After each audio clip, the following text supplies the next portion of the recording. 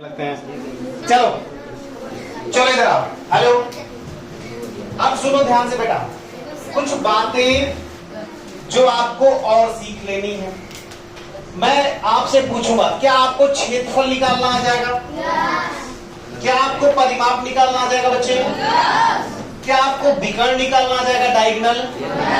Okay. क्या आपको परिमाप दिया है और लंबाई दी है तो चौड़ाई निकालोगे? क्या आपको परिमाप दिया गया है और चौड़ाई दी गई है, लंबाई निकालोगे? अब सुनो, दो फार्मूले आप और यहाँ पे बना लो। अगर आपको क्षेत्रफल दिया गया बेटा, क्या दिया गया है? तो ये हो गया 5 नंबर फार्मूला ना, 4 नंबर था, ये हो गया आपका 5 नंबर। यहाँ पे 6 नंबर लिखो। लिखो क्षेत्रफल दिया गया है, क्षेत्रफल दिया गया है। अब सुनो, क्षेत्रफल दिया गया है तो अभी क्या क्या निकालना तुम सुनो। अच्छा ये बताओ कि क्षेत्रफल बराबर क्या होता है बेटा? क्षेत्रफल बराबर लंबाई गुणे चौड़ाई। यहाँ पे बताओ, अभी लिखना मत, ये बताओ लंबाई और चौड़ाई के बीच में कैसा संबंध है? नहीं बोल रहे। लंबाई और चौड़ाई के बीच में कैसा संबंध है? इसका मतलब अगर इन दोनों के बीच गुणा है बेटा, तो अगर मैं केवल लंबाई लिखना चाहूं, लंबाई बराबर, तो ये गुणा जो चौड़ाई के साथ है यहाँ आके क्या करेगा? तो इसका मतलब क्षेत्रफल बटा चौड़ाई। इसका मतलब एक फार्मूला हमारा और तैयार हो गया, फार्मूला नंबर 6, कि लंबाई बराबर क्षेत्रफल बटा चौड़ाई, और वैसे ही चौड़ाई बराबर क्षेत्रफल बटे लंबाई। बोलो हाँ या ना? पक्का? क्लियर? तो इतने फार्मूले आपके साथ आपके दिमाग में हमेशा रहने चाहिए जब आप एक आयत डील करने जा रहे हैं। बात समझ में आ रही? जैसे अगर आपको रामपुर जाना हुआ, जैसे अगर आपको किसे बता है ये वाला, जैसे आपको रामपुर जाना तो आपके पास क्या होना चाहिए? आपके पास एक अच्छी टी शर्ट होनी चाहिए, आपके पास एक अच्छा पैंट होना चाहिए, आपके पास एक बढ़िया साइकिल होनी चाहिए, एक बढ़िया टोपी होनी चाहिए, बैग होनी चाहिए। तो ये सारी चीजें नहीं, वैसे अगर आप आयत को डील करने जा रहे हो तो आपके पास में ये सारे हथियार हैं। क्या? अब आओ फिर से मैं एक बार पूरी बात रिपीट कर देता हूं, लिखना पढ़ना बंद करें। यहाँ पे देखें, आयत किसे कहते हैं बेटा? एक ऐसा चतुर्भुज जिसके आमने सामने की भुजाएं बराबर होती हैं तथा सारे कोण 90 अंश के होते हैं। समझ में आ रहा है? मेरे क्लास में हर बच्चा बोलेगा। फिर से, आयत किसे कहते हैं? एक ऐसा चतुर्भुज।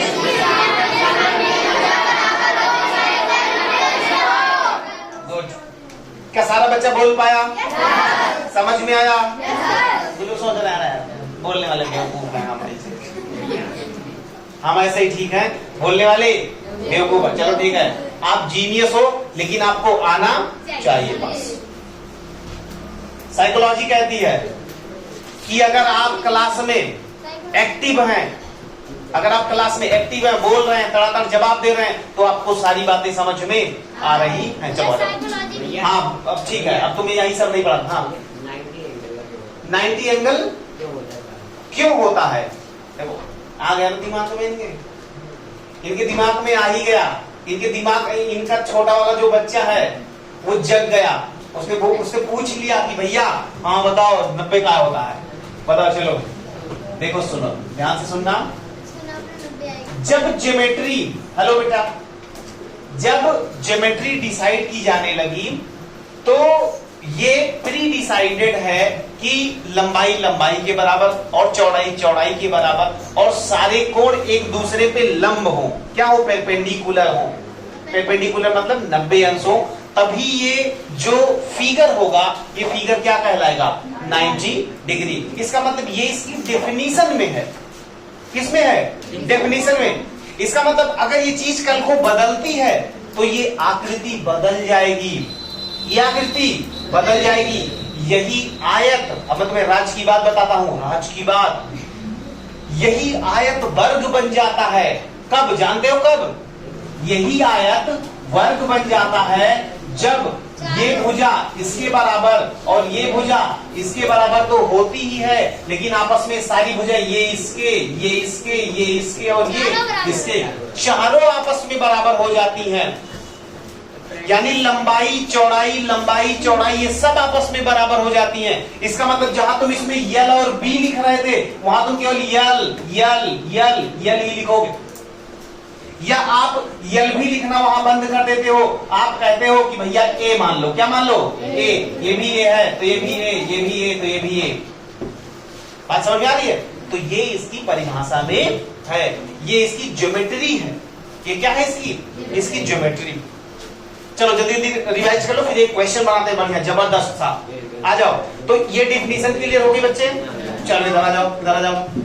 आयत का क्षेत्रफल बराबर, आयत का परिमाप बराबर, आयत का विकर्ण बराबर, चौड़ाई तब जब परिमाप दिया गया हो तो, ठीक है, लंबाई जब परिमाप दिया गया हो तो हो जाएगा, क्षेत्रफल जब दिया गया हो तो लंबाई और चौड़ाई निकालोगे।